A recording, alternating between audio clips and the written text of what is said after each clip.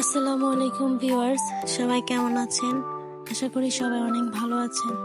আজ আপনাদের মাঝে হাজির হয়েছি নতুন আরও একটি রেসিপি নিয়ে।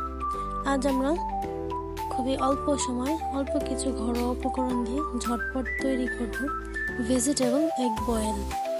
আসলে রেসিপিটা কোনো ধরনের ভাজা পোড়া ছাড়াই জাস্ট বয়েল করলেই হয়ে যাবে।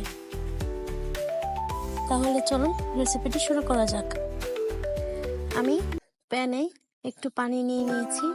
এবার এর মধ্যেই আগে থেকে কেটে রাখা গাজরের কুচিগুলো দিয়ে দেব।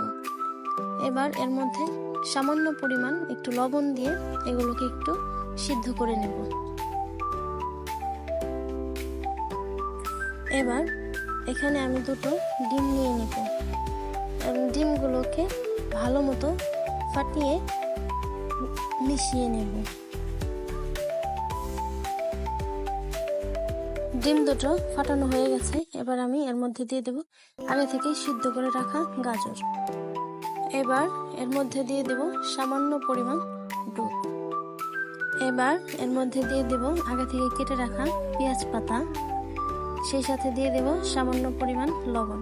লবণটা আপনাদের স্বাদ মতো দিয়ে দেবেন। এবার ভালো মতো মিশিয়ে এটাকে বয়েল করার জন্য অন্য একটা পাত্রে ঢেলে নেব। এবার আমি এই বাটিটার মধ্যে একটু তেলটা ব্রাশ করে নিয়েছি। এবার এর মধ্যে মিশ্রণটা ঢেলে দেব।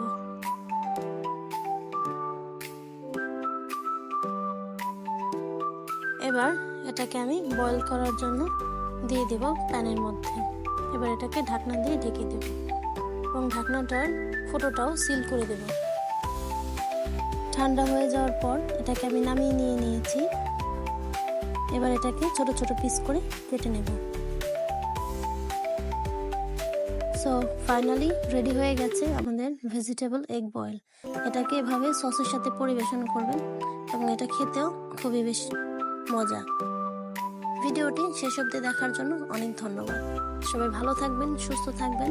দেখা হবে আগামী কোনো ভিডিওতে নতুন কোনো রেসিপি নিয়ে। আল্লাহ হাফেজ।